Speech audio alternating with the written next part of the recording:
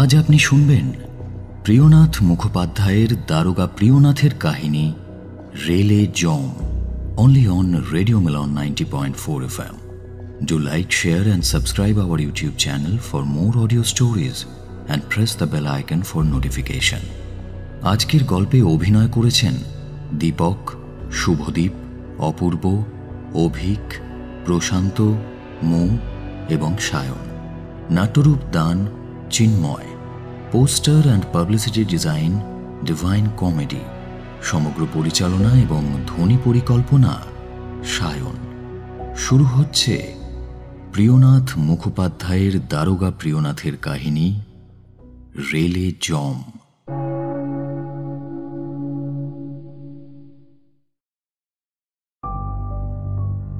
এলাহাবাদ এবং কানপুর রেল স্টেশনের মাঝে একটা ছোট্ট স্টেশন, তার পাশে প্রকাণ্ড একটা জঙ্গল আছে। একদিন একজন রাখাল সেই জঙ্গলের ভেতর ঢোকে এবং হঠাৎই একটা মৃতদেহ আবিষ্কার করে। স্বভাবতই সকলকে খবর দেয় সে। চৌকিদার সেই রাখালকে সঙ্গে নিয়ে ওই জঙ্গলের ভেতরে ঢোকে এবং দেখতে পায় সত্যিই একজন মহিলার মৃতদেহ সেই জঙ্গলে পড়ে আছে এবং সেখান থেকে এমন ভয়ঙ্কর পচা দুর্গন্ধ ছড়াচ্ছে যে তার কাছে যাওয়াই দুষ্কর। কিন্তু সবচেয়ে আশ্চর্যের বিষয় হল, মৃতদেহটা কয়েকদিন ধরে পড়ে থাকলেও শেয়াল কুকুরেরা তার কাছে ঘেঁষেছে বলে মনে হয় না। মহিলাটির চেহারা ও পোশাক আশাক দেখে মনে হয় সেটা কোনো বাঙালি মহিলার মৃতদেহ। পরনে একটা পাছা পেড়ে শাড়ি, শরীরে কোনো অলংকার নেই, কেবলমাত্র বাম হাতে এক কাছা লোহা রয়েছে। চৌকিদারের দেখে মনে হলো তাকে গলা টিপে হত্যা করা হয়েছে। খবর পেয়ে থানার দারোগা এসে অনুসন্ধান শুরু করলেন। মৃতদেহ দেখে তাঁরও মনে হলো সেটা কোনো বাঙালি মহিলার। নিয়মমাফিক মৃতদেহটি পরীক্ষার জন্য তিনি ডাক্তারের কাছে পাঠিয়ে দিলেন। মৃতদেহ পরীক্ষা করে ডাক্তার বললেন, মহিলাটিকে গলা টিপে হত্যা করা হয়েছে, কিন্তু মৃতদেহটা যে কার তা কিছুতেই শনাক্ত করা যাচ্ছে না। সেই অঞ্চলে একজন উপযুক্ত কর্মচারী বলে দারোগার বেশ নাম ডাক ছিল। তাই নিজের সুনাম বজায় রাখার জন্য তিনি প্রাণপণে মোকদ্দমার অনুসন্ধান করতে লাগলেন। স্টেশনের চতুর্দিকে বহু দূর পর্যন্ত কোনো বাঙালির ঘর নেই। তীর্থযাত্রার জন্য সেখান দিয়ে কোনো বাঙালি মহিলা যাতায়াত করবে এমন সম্ভাবনাও কম। স্টেশনটা বহুদূর বিস্তৃত একটা ময়দানের ওপর অবস্থিত এবং সেখানকার কর্মচারীদের মধ্যে সামান্য খালাসি থেকে স্টেশন মাস্টার সকলেই পশ্চিম দেশীয়। আর তাছাড়া জঙ্গলটা স্টেশনের কাছে হলেও এমন নয় যে গাড়ি থেকেই কোনো মৃতদেহ সেখানে নিক্ষেপ করা যাবে বা গাড়ি থেকে কোনো মহিলাকে নামিয়ে সকলের অজ্ঞাতসারে সেখানে নিয়ে যাওয়া যাবে। কাজেই দারোগার মনে হলো হয়তো কোনো দুশ্চরিত্রা অলংকার পত্রাদির সাথে গাড়িতে কোথাও যাচ্ছিল। রেলওয়ের কোনো কর্মচারী ছলনা করে তাকে এখানে নামিয়ে তার অলংকার প্রভৃতি অপহরণ করে এবং শেষে হত্যা করে, কিংবা স্টেশনের কোনো পশ্চিম দেশীয় কর্মচারী পত্রাদি লিখে বা কোনো রকমে খবর দিয়ে ওই মহিলাটিকে এখানে আনে এবং তাকে হত্যা করে যথাসর্বস্ব অপহরণ করেছে। এমনও হতে পারে যে প্রাতঃকর্ম সম্পন্ন করার জন্য কোনো হতভাগিনী হয়তো এখানে নামে এবং কাজ শেষ হওয়ার আগেই স্টেশন থেকে গাড়ি ছেড়ে দেয়। সুতরাং অন্য কোনো উপায়ে তাকে স্টেশনের কর্মচারীদের রাজি করাতে হয় এবং শেষে তার এই পরিণাম হয়। অথবা কোনো কারণে কোনো ব্যক্তি ওই মহিলার উপর অসন্তুষ্ট হয়ে তাকে হত্যা করার জন্যই এখানে এনে সুযোগ মতো হত্যা করে জঙ্গলের ভেতরে তার মৃতদেহ ফেলে রেখে এখান থেকে চলে যায়।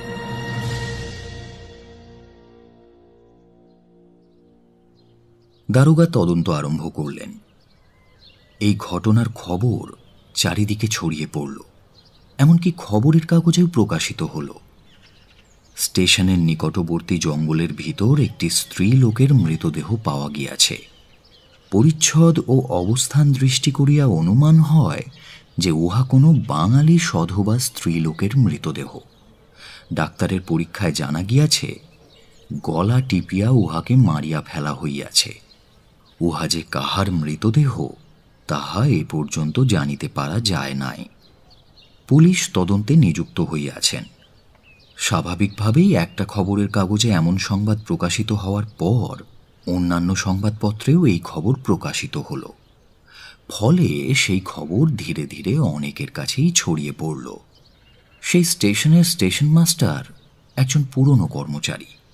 বয়স বোধহয় তাঁর 60 বছরের কম হবে না।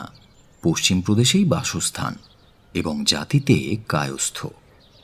পুলিশ কর্মচারীর সাথে তার আগে থেকেই পরিচয় ছিল। তিনি স্টেশন মাস্টারের সঙ্গে দেখা করলেন।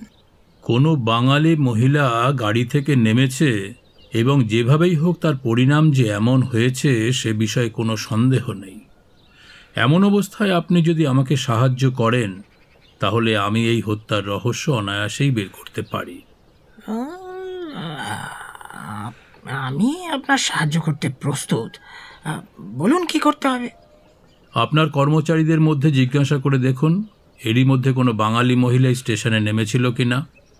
আপনি মনে হয় জানেন যে আজকাল সারাদিন স্টেশনে যেসব কাজ করতে হয় তা ওই স্টেশন মাস্টারই করে থাকে, কিন্তু ওই রাতের কাজগুলো অ্যাসিস্ট্যান্ট স্টেশন মাস্টার সম্পন্ন করে।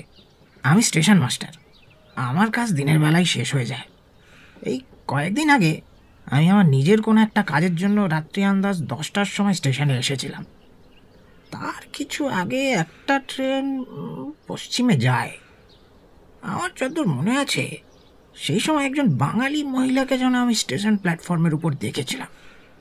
আপনি একটু অপেক্ষা করুন, আমি ওই অ্যাসিস্ট্যান্ট স্টেশন মাস্টারকে ডেকে জিজ্ঞাসা করে দেখছি। স্টেশনের কাছেই অ্যাসিস্ট্যান্ট স্টেশন মাস্টারের বাসা। খবর পাওয়া মাত্রই তিনি উপস্থিত হলেন। কিছুদিন হলো ইনি কাজে নিযুক্ত হয়েছেন। বয়সও বছর 30-এর বেশি হবে না। পশ্চিম দেশবাসী হলেও তার পোশাক পরিচ্ছদ কিছুটা বাঙালি ধরনের। 1 মাস আগেই তিনি এখানে এসেছেন। এর আগে অন্য কোনো একটি স্টেশনে তিনি টিকিট মাস্টার ছিলেন। সেখান থেকে অ্যাসিস্ট্যান্ট স্টেশন মাস্টারের পদোন্নতি পেয়ে এখানে এসেছেন। স্ত্রী সন্তান কেউ নেই, একাই নিজের বাসায় থাকেন। স্টেশন মাস্টার তাকে বললেন, দেখুন মশাই, ওই কয়েকদিন আগে রাত্রি 10টার সময় কোনো একটা কাজে আমি স্টেশনে যখন আসি সে সময় একটি বাঙালি মহিলাকে গাড়ি থেকে নেমে প্ল্যাটফর্মের এক জায়গায় চুপ করে দাঁড়িয়ে থাকতে দেখেছিলাম। সে সময় আপনিও প্ল্যাটফর্মের উপরে ছিলেন। আচ্ছা, আপনি কি বলতে পারেন সেই মহিলাটি কোথা থেকে এসেছিল এবং কোন দিকে গেছিল? মানে আর তার সঙ্গে কোনো ব্যক্তি ছিল কি না আর কি সেটা। না মশাই, আমি তো কিছুই মনে করতে পারছি না। আমি যে দেখেছি তা আমার বেশ মনে আছে, কিন্তু আশ্চর্য আপনি সে সময় প্ল্যাটফর্মের উপরে থেকেও সেদিকে নজর করেননি। যদি বলেন তাহলে যারা রাত্রে স্টেশনে উপস্থিত ছিল তাদের একবার জিজ্ঞাসা করে বলতে পারি। যারা স্টেশনে ছিল তাদের প্রত্যেককে জিজ্ঞাসা করে আসুন, আমরা এখানেই বসে আছি। অ্যাসিস্ট্যান্ট স্টেশন মাস্টার প্রায় আধ ঘন্টা পরে ফিরে এলেন। হ্যাঁ, আপনারা যা বলছেন তা ঠিক। একজন বাঙালি মহিলা এখানে নেমেছিলেন বটে, তার সাথে একজন পুরুষ মানুষও ছিলেন, কিন্তু তারা কোথা থেকে এসেছিলেন এবং কোথায় গেছেন তা কেউ বলতে পারল না। আপনি কিভাবে জানলেন? ওই তো টিকিটবাবুকে জিজ্ঞাসা করেছিলাম, তিনিই বললেন। নিম্ন শ্রেণীর কর্মচারীদের জিজ্ঞাসা করেছেন? 2-1জনকে জিজ্ঞাসা করেছি, তারাও একই কথা বলল। এখন আমারও সব কথা মনে পড়েছে। সেই মহিলাটি প্ল্যাটফর্মের উপরে একাই দাঁড়িয়েছিলেন। আমি তার কাছে যাই এবং দাঁড়িয়ে থাকার কারণ জিজ্ঞাসা করেছিলাম। মহিলাটি অবশ্য কোনো উত্তর দেননি। সেই সময় একজন বাঙালি পুরুষ এসে আমাকে বলেছিলেন তারা কোথাও একটা যেন যাবেন, কিন্তু কোথায় যাবেন বলেছিলেন তা এখন আর আমার মনে নেই। স্টেশনের কাছের জঙ্গলের ভেতর একজন বাঙালি মহিলার মৃতদেহ পাওয়া গেছে। হ্যাঁ, সেই মহিলাকে হত্যা করে কেউ জঙ্গলের ভিতর ফেলে দিয়ে গেছে। পুলিশ তারই অনুসন্ধান করছেন। আমাদের দ্বারা যতটা সাহায্য করা সম্ভব আমাদের করা তা কর্তব্য। এই কথা তো আমায় কেউ বলেননি। এত গোলমাল, এত অনুসন্ধান হচ্ছে তাও আপনি কিছুই জানেন না? না দারোগা মশাই, আমি কিছুই জানতে পারিনি। এখন তো জানতে পারলেন, এবার আপনাকে দু একটা কথা জিজ্ঞেস করতে পারি? অবশ্যই। যে মহিলাটির কথা আপনি বললেন, তিনি যে বাঙালি তা কিভাবে জানলেন? দুটো কারণে জানতে পেরেছি। অত পরিচ্ছন্ন উজ্জ্বল বস্ত্র এদেশের মহিলাদের পরতে দেখিনি, আর দ্বিতীয়ত পুরুষটির পোশাকও বাঙালি এবং তিনি বাংলা ভাষাতেই আমার সাথে কথা বলেছিলেন। আচ্ছা, আপনার সাথে সেই বাঙালি ভদ্রলোকের কি কথা হয়েছিল তা কি আপনার মনে আছে? ঠিকঠাক মনে নেই। আমি জিজ্ঞাসা করেছিলাম তারা কোথা থেকে আসছেন এবং কোথায় যাবেন। উত্তরে তিনি কি বলেছিলেন তা আমার আর মনে নেই। তিনি বাংলা ভাষায় বলেছিলেন বলে আমি সম্পূর্ণ বুঝতেও পারিনি। তার পোশাক পরিচ্ছদ কেমন ছিল? উজ্জ্বল পরিষ্কার একখানা পোশাক। সেই কাপড়খানা দেখলে চিনতে পারবেন? বোধহয় পারবো না, খুব একটা ভালো করে দেখিনি। মহিলাটির শরীরে গয়নাগাটি ছিল? হ্যাঁ, যতদূর মনে হচ্ছে গয়নাগাটি ছিল। সোনার না রূপোর? সোনার বলেই তো মনে হচ্ছে। কি কি গয়না দেখেছিলেন? বাঙালিরা যেসব গয়না ব্যবহার করে আমি তার নাম জানি না, তবে তার গলায় হাতে সোনার গয়না দেখেছি। এরপর আরও অন্যান্য কর্মচারীদেরও জিজ্ঞাসাবাদ করা হলো। বুকিং ক্লার্কটি অ্যাসিস্ট্যান্ট স্টেশন মাস্টারের কথারই পুনরাবৃত্তি করলেন। নিম্নপদস্থ কর্মচারীরাও একই এজাহার দিল। সকলেই বলল যে তারা কিছুই জানে না। পুলিশ কর্মচারীর ধারণা হল একজন বাঙালি মহিলা একজন পুরুষের সাথে ওই স্টেশনে নামে এবং সেই জনৈক পুরুষ অলংকারের লোভে তাকে হত্যা করে এবং তারপর সেই জঙ্গলের ভেতরে তার মৃতদেহ ফেলে রেখে তার সমস্ত অলংকার চুরি করে পালায়। কিন্তু প্রশ্ন হচ্ছে, সেই বাঙালি জনৈকটি কে, আর এই মৃত মহিলাটি বা কে? অনুসন্ধানকারী পুলিশ কর্মচারী তা জানার জন্য নানা রকম চেষ্টা করতে লাগলেন। যেসব সংবাদপত্রে ওই ঘটনা প্রকাশিত হয়েছিল তাদের মধ্যে একটি সংবাদপত্র একদিন বামন দাস বসুর হাতে এলো। বামন দাস সংবাদটা পড়লেন বটে, কিন্তু বিশেষ নজর করলেন না। নজর করার মতো কোনো কারণও ছিল না। বামন দাস বাঙালি, আগ্রার কাছে বসবাস করেন। তার বাবা চাকরির জন্য বহুকাল আগ্রাতেই রয়েছেন। সেখানেই বামন দাসের জন্ম। পৈতৃক যেসব বিষয় সম্পত্তি এদেশে ছিল, জ্ঞাতিরা তা বেদখল করে নেয়। সুতরাং তার জীবন আগ্রাতেই কাটে।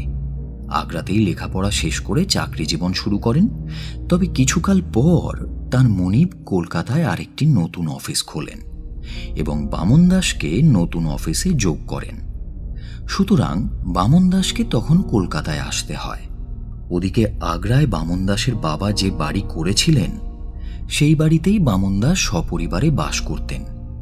পরিবার বলতে তার বৃদ্ধা মা, একটি বোন, স্ত্রী এবং বাবার সময়ের বিশ্বাসী একজন সরকার। যখন বামন দাস কলকাতায় আসেন, তাঁর স্ত্রী বিধুমুখীও তাঁর সঙ্গেই ছিলেন। তাঁরা কলকাতায় একটি বাড়ি ভাড়া নিয়ে বসবাস শুরু করেন। 6 মাস কেটে যাওয়ার পর দুর্গাপুজোর সময় বামন দাসের মা অসুস্থ হয়ে পড়েন এবং পুত্রবধূকে নিয়ে যাওয়ার জন্য বিশ্বাসী সরকার রামদাসকে পাঠান কলকাতায়। আগ্রায় যাওয়ার জন্য বামন দাস মালিকের কাছে কয়েকদিনের ছুটি চাইলেও তা মঞ্জুর হয় না। সুতরাং নিরুপায় হয়ে রামদাসের সাথেই বিধুমুখীকে আগ্রায় পাঠিয়ে দেন তিনি। রামদাস নামেই বামন দাসের সরকার, আসলে কাজে কর্মে সেই বাড়ির কর্তা। বামন দাস ও বিধুমুখী তাকে বাবার মতোই শ্রদ্ধা করেন। রামদাস বিধুমুখীকে নিয়ে কলকাতা থেকে রওনা হলেন। বামন দাস হাওড়া স্টেশনে তাদের গাড়িতে উঠিয়ে দিলেন। তারপর কয়েকদিন কেটে গেছে। আগ্রা থেকে তাদের পৌঁছনোর সংবাদ যে কদিনে কলকাতায় আসার সম্ভাবনা ছিল তা পেরিয়ে গেল, কিন্তু রামদাস বা বিধুমুখীর কোনো সংবাদ বামন দাস পেল না। মনে মনে সে অস্থির হয়ে উঠল। শেষে নানা রকম চিন্তাভাবনা করে আগ্রার ঠিকানায় বামন দাস একখানা টেলিগ্রাম করলেন রামদাসকে, কিন্তু তারও কোনো রকম উত্তর না পেয়ে শেষে বামন দাস আগ্রাবাসী এক বন্ধুর কাছে আর একটা টেলিগ্রাম করলেন। সময় মতো বন্ধুর কাছ থেকে উত্তর এলো, রামদাস বা বিধুমুখী কেউই আগ্রায় উপস্থিত হয়নি। সংবাদ না পেয়ে মা অত্যন্ত অধীর হয়ে পড়েছেন। এদিকে জঙ্গলের মধ্যে কোনো এক স্টেশনের কাছে একজন বাঙালি স্ত্রীলোকের মৃতদেহ পাওয়ার খবর বামন দাস ইতিমধ্যেই খবরের কাগজে পড়েছেন। কাজেই তখন সবার প্রথমে তার সেই কথাই মনে পড়ল। তিনি ভাবলেন, তবে কি ওটা বিধুমুখীর মৃতদেহ? শেষে যেখানে সেই মৃতদেহ পাওয়া গিয়েছিল, বামন দাস সেখানে নিজেই গিয়ে সন্দেহ মেটানোর সিদ্ধান্ত নিলেন। এবার তার মালিক সমস্ত অবস্থা বুঝে তাকে 10 দিনের ছুটি দিলেন। বামন দাস সেই দিনই মেল ট্রেনে পশ্চিমে যাত্রা করলেন।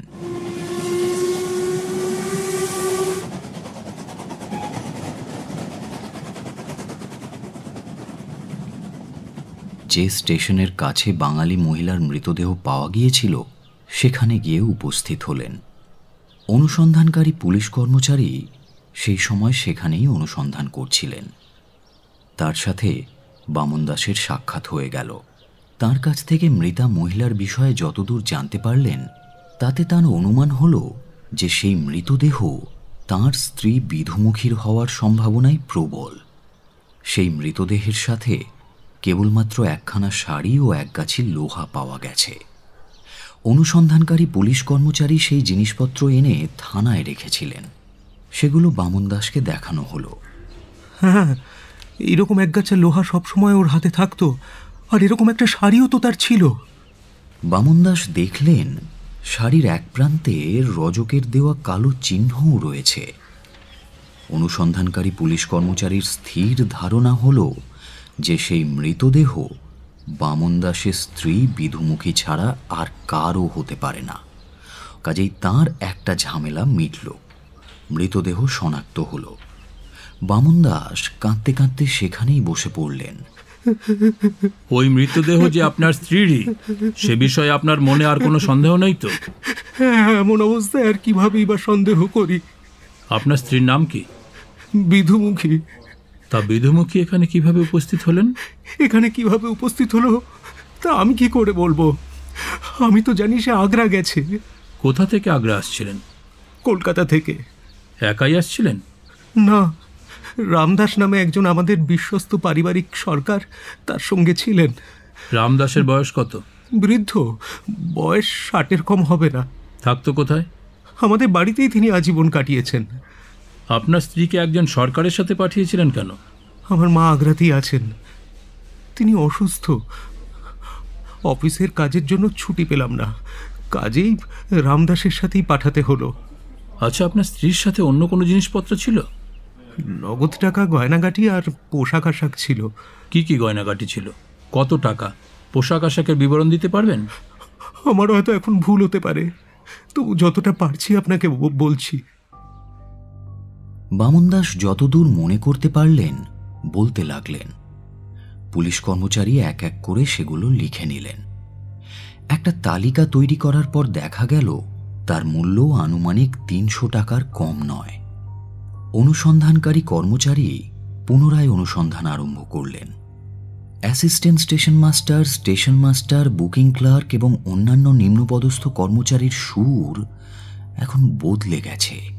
তারা সকলেই এখন এক বাক্যে বলতে লাগল যে সেই রাত্রিতে তারা সকলেই স্টেশনে উপস্থিত ছিল এবং সকলেই দেখেছে একজন প্রবীণ বাঙালি পুরুষ কতকগুলো জিনিসপত্র নিয়ে মহিলাটির সঙ্গে নামেন এবং টিকিট দিয়ে উভয়েই স্টেশন থেকে বেরিয়ে যান। কোনো কুলি তারা নেননি। পুলিশ কর্মচারীটির মনে হল, এই হত্যার উদ্দেশ্য কি? চুরি করা? বিধুমুখীর সাথে যেসব দামি জিনিসপত্র ছিল তার কিছুই তো পাওয়া যাচ্ছে না। এ থেকেই অনুমান করা যায় চুরি ছাড়ার কি উদ্দেশ্য থাকতে পারে। তাছাড়া এমন কাজ কার দ্বারা সম্ভব? এনারা স্টেশনের বাইরে যদি কোনো কুলিকে নিয়ে গিয়ে থাকেন তাহলে সে হয়তো হত্যা করতে পারে, কিন্তু তাহলে রামদাস সরকার কোথায়? সে যেখানেই থাক এতদিনে নিশ্চয়ই সে ফিরে আসতো, না হলে চিঠি লিখে খবর দিত। যদি রামদাসও মারা গিয়ে থাকে, একজনের মৃতদেহ পাওয়া গেছে, অন্যজনের মৃতদেহ পাওয়া গেল না কেন?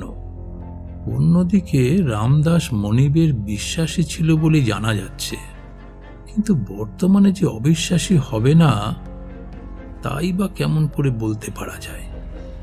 অর্থলোভে মানুষের মন কখন যে কেমন পরিবর্তিত হয় তা ঠাকুর দেবতাও বুঝে উঠতে পারেন না।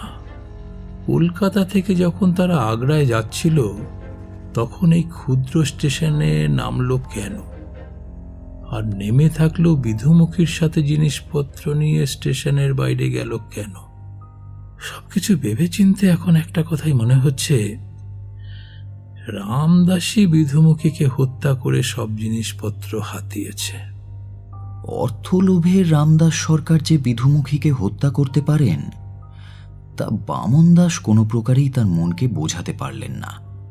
অথচ পুলিশ কর্মচারী যেসব যুক্তি এবং প্রমাণের উপর ভিত্তি করে রামদাসের উপর সন্দেহ করছেন, সেই সব যুক্তি ও প্রমাণের বিরুদ্ধে কোনো কথা বলতেও তিনি সমর্থ হলেন না।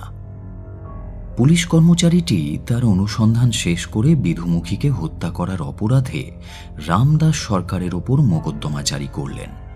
তার লিখিত রিপোর্ট দেখে ওপর মহলের কর্মচারীও তার সঙ্গে একমত হলেন। অতএব রামদাসের বিপক্ষে ওয়ারেন্ট বের হল। পুলিশ কর্মচারীটি নানা জায়গায় তার অনুসন্ধান করে বেড়ালেন, কিন্তু কোথাও তার কোনো রকমের খবর পাওয়া গেল না।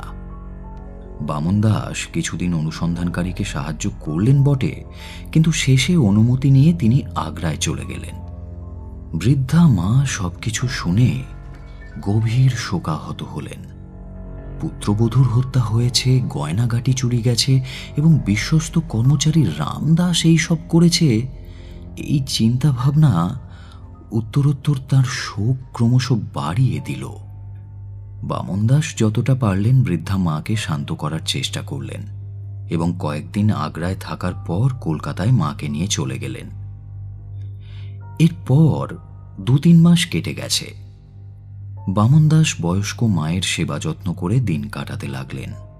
অনুসন্ধানকারী পুলিশ কর্মচারীটি কিছুদিন রামদাসের অনুসন্ধান করলেন বটে, কিন্তু তাকে খুঁজে না পেয়ে অন্য কাজে যুক্ত হয়ে পড়লেন। ওদিকে রামদাসের নামে ওয়ারেন্ট কিন্তু রয়ে গেল। একদিন হঠাৎ রামদাস বামন দাসের কলকাতার বাসায় এসে উপস্থিত। রামদাসকে দেখেই বামন দাস চমকে উঠলেন। বিধুমুখীকে হত্যা করে তুমি কোন সাহসে আমার কাছে এসেছ? কি বলছেন ছোট কর্তা? আমি বিধুমুখীকে হত্যা করিনি। বামন দাস রামদাসের কোনো কথাই বিশ্বাস করলেন না। রামদাসের নামে ওয়ারেন্ট তো ছিলই, তাই তাকে সোজা পুলিশের হাতে তুলে দিলেন। বিধুমুখীকে আমি হত্যা করিনি, তার অলংকার আর জিনিসপত্র আমি কিছুই চুরি করিনি। তুমি বামন দাসের আগ্রার বাড়িতে থাকতে? আগে হ্যাঁ। বামন দাসের মা তোমাকে কি কলকাতায় পাঠিয়েছিলেন? আগে বিধুমুখী মাকে কলকাতা থেকে নিয়ে যাওয়ার জন্য তিনিই পাঠিয়েছিলেন। তুমি কলকাতায় এসেছিলে? হ্যাঁ, এসেছিলাম। বামন দাস বিধুমুখীকে তোমার সাথে আগ্রায় পাঠিয়েছিলেন? আগে পাঠিয়েছিলেন। তুমি আগ্রায় পৌঁছতে পেরেছিলে? না হুজুর, আগ্রায় আমি পৌঁছতে পারিনি। বিধুমুখীকে কোথায় নিয়ে গিয়েছিলে? কোথাও নিয়ে যাইনি হুজুর, আপনি বিশ্বাস করুন। হাওড়া স্টেশন থেকে রওনা হয়েছিলাম, কিন্তু আগ্রায় গিয়ে পৌঁছতে পারিনি আমি। কেন? কোথায় গিয়েছিলে? শুধু মহিলাদের জন্য যে কামরাটি ছিল, আমি সেখানে বিধুমুখীকে উঠিয়ে দিই। গয়নার বাক্স এবং অন্যান্য জিনিসপত্র তার সাথে সেই কামরাতেই দেওয়া হয়। অন্য একটা কামরায় আমি উঠি। গাড়িতে অন্য 2জন আরোহীও উপস্থিত ছিল, কিন্তু বর্ধমান স্টেশনে তারা নেমে যাওয়ায় আমি একা হয়ে পড়লাম। তারপর এতটা পথ কি করব এই ভেবে বেঞ্চের ওপর শুয়ে ঘুমিয়ে পড়লাম। গাড়ি চলছে, থামছে, স্টেশনের ঘন্টার শব্দ, কামরার দরজা খোলা বন্ধ হওয়ার শব্দ সবই কানে আসছিল। ওই আধা জাগা আধা ঘুমে শুয়েছিলাম আর কি। তারপর ক্রমে রাত হলো।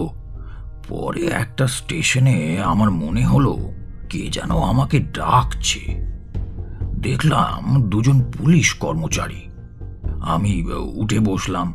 তাদের একজন জিজ্ঞেস করলো, তোমার সঙ্গে কি কি জিনিস আছে? আগে আমার সাথে তো কোনো জিনিস নেই। সবকিছুই ওই মহিলা কামরার ভেতর আছে। কর্মচারী দুজন আমার বেঞ্চের নিচ থেকে একটা ব্যাগ বের করলো। এই ব্যাগটা কার? আগে আমি জানি না, ওরা সেই ব্যাগের সাথে আমাকেও গাড়ি থেকে টেনে নামিয়ে আনলো হুজুর, আর গাড়িও সঙ্গে সঙ্গে ছেড়ে দিল। আমি সেই দুজন কর্মচারীকে বারবার বললাম যে গাড়ির মধ্যে একজন মহিলা আছে, আমি তাকে নিয়ে আগ্রা যাচ্ছি, আমাকে ছেড়ে দিন, না হলে মহিলাটি বিপদে পড়বে, অন্তত একটা তার সংবাদ হলেও পাঠাতে দিন। কিন্তু আমার কোনো কথা কেউ কানে তুলল না হুজুর। একটা ঘরের ভেতর আবদ্ধ অবস্থায় আমি বসে রইলাম আর বিধুমুখীর জন্য দুশ্চিন্তা করতে লাগলাম। কি করব কিছু ঠিক করে উঠতে পারলাম না। ভগবানের নাম করতে করতে সেইখানেই পড়ে রইলাম। পরদিন রবিবার ছিল, সুতরাং সেদিনও আমাকে সেইখানেই পড়ে থাকতে হলো।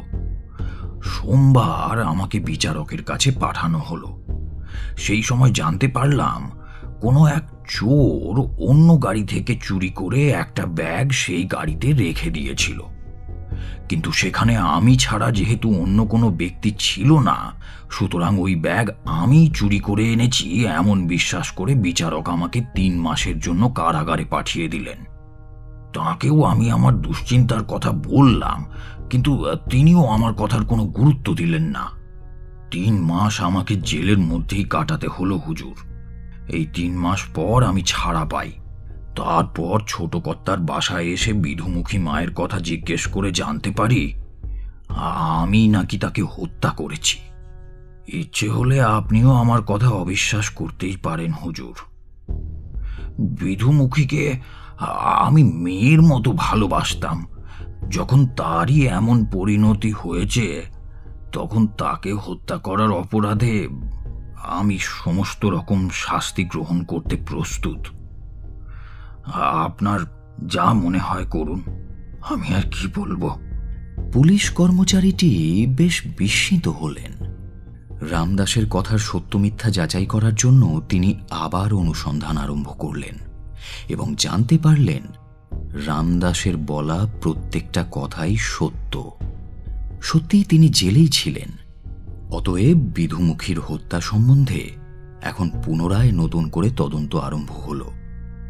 অনুসন্ধানের নতুন পরিণতি দেখে স্টেশনের নিম্ন পদস্থ কর্মচারীদের অনেকেই ভয় পেয়ে গেল। একজন কর্মচারী স্টেশন মাস্টারের কাছে যা কিছু জানত সব প্রকাশ করে দিল। ফলত যারা যারা এই ভয়ানক ঘটনার সঙ্গে যুক্ত ছিল তাদের সকলের নামই প্রকাশ হল। এই হত্যাকাণ্ডের অপরাধে assistant station master, booking clerk এবং নিম্নপদস্থ 2-3 জন কর্মচারী গ্রেপ্তার হল। কিভাবে ঘটনাটা ঘটেছিল জিজ্ঞাসাবাদ করায় আসামিদের কাছ থেকে তার একটা বিবরণ পাওয়া গেল। কোন স্টেশনে রামদাস ধরা পড়েছিল তা বিধুমুখী কিছুই জানতে পারেনি। কিছু দূর যাওয়ার পর কোনো একটা কাজের জন্য রামদাসের প্রয়োজন পড়ে। বিধুমুখী তার খোঁজ করে। গাড়িতে একজন বৃদ্ধা মহিলা ছিলেন। বিধুমুখীর কথা মতো সেই মহিলাটি স্টেশনে গাড়ি থেকে নেমে তন্ন তন্ন করে রামদাসের সন্ধান করেন, কিন্তু খোঁজ পান না। অগত্যা বিধুমুখী একা কেমন করে যাবে এবং কোথায় নামবে ঠিক করতে না পেরে ভীষণ চিন্তিত হয়ে পড়ে। চিন্তাগ্রস্তভাবে গাড়ির ভেতর সে চুপ করে বসেছিল। কামরায় অন্যান্য যেসব মহিলা ছিল তারাও একে একে নেমে গেল। শুধু বিধুমুখী একাই সেই গাড়িতে অবশিষ্ট রইল। কামরায় একা একা বেঞ্চের ওপর শুয়ে চিন্তা করতে করতে এক সময় সে ঘুমিয়ে পড়ল। ঘুম যখন ভাঙল তখন রাত্রি প্রায় 10টা। যে স্টেশনের কাছে তার মৃতদেহ পাওয়া গিয়েছিল সেই স্টেশনে গিয়ে গাড়ি পৌঁছবার পর প্ল্যাটফর্মের ওপর দাঁড়িয়ে থাকা অ্যাসিস্ট্যান্ট স্টেশন মাস্টারকে দেখে সে জিজ্ঞাসা করেছিল, মশাই, আগ্রা যাব, এখান থেকে আর কত দূর? আপনার সঙ্গে লোকজন নেই? ছিল, কিন্তু তাকে পাচ্ছি না। আপনি তো আগ্রা স্টেশন ছেড়ে চলে এসেছেন, এখানেই নেমে যান। আগ্রা যাবার গাড়ি শীঘ্রই আসবে, আপনাকে তাতে উঠিয়ে দেবক্ষণ। বিধুমুখী সঙ্গে সঙ্গে গাড়ি থেকে নেমে যায়। গাড়ি চলে যাবার পর অ্যাসিস্ট্যান্ট স্টেশন মাস্টার এবং বুকিং ক্লার্ক তাকে বলেন, আগ্রায় যাবার গাড়ি আজ রাতে আর পাবেন না, কাল সকালে গাড়ি আসবে। আমাদের বুকিং ক্লার্ক বাবুর পরিবার এইখানেই আছেন, আপনি তাদের কাছেই রাত্রিটা কাটাতে পারেন। এই স্টেশনে একা রাত্রি কাটানো কিন্তু নিরাপদ নয়। অ্যাসিস্ট্যান্ট স্টেশন মাস্টারের কথায় বিধুমুখী সম্মত হয়। সে বুকিং ক্লার্কের বাসায় গিয়ে উপস্থিত হয়।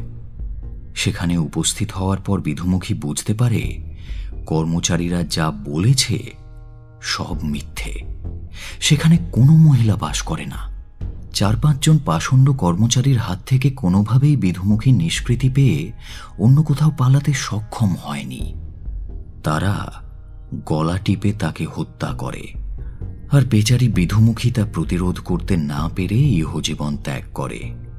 তখন সকলেই তার যথাসর্বস্ব নিজেদের মধ্যে ভাগ করে নেয় এবং সেই মৃতদেহ ওই স্টেশন সংলগ্ন জঙ্গলে ফেলে আসে। পুলিশ কর্মচারী প্রত্যেক আসামির বাসায় বেশ ভালোভাবে খানা তল্লাশি করলেন। সকলের কাছেই কিছু না কিছু চুরি যাওয়া জিনিসপত্র পাওয়া গেল। সেই সব জিনিসপত্র বামন দাস শনাক্ত করতে সক্ষম হলেন এবং তারপর বিধুমুখীকে হত্যা ও তার অলংকার সামগ্রী চুরির অপরাধে আসামিদের বিচারকের কাছে পাঠানো হল। সমস্ত ঘটনা শুনে বিচারক সকলকেই আজীবন দ্বীপান্তরের সাজা দিলেন।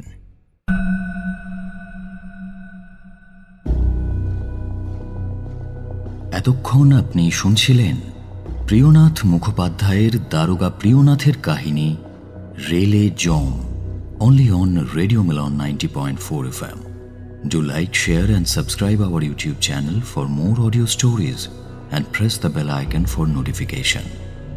দারোগার চরিত্রে দীপক, অ্যাসিস্ট্যান্ট স্টেশন মাস্টারের ভূমিকায় শুভদীপ, স্টেশন মাস্টারের চরিত্রে অপূর্ব, বামন দাসের ভূমিকায় অভিক, ডাক্তারের চরিত্রে প্রশান্ত, বিধুমুখীর ভূমিকায় মৌ এবং গল্প পাঠে ও দারোগা প্রিয়নাথের ভূমিকায় সায়ন।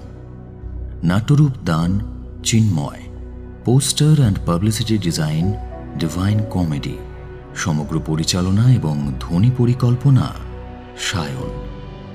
আগামী সপ্তাহে আরও একটি নতুন গল্প নিয়ে হাজির হব আমরা। শুনতে থাকুন রেডিও মিলন 90.4 FM।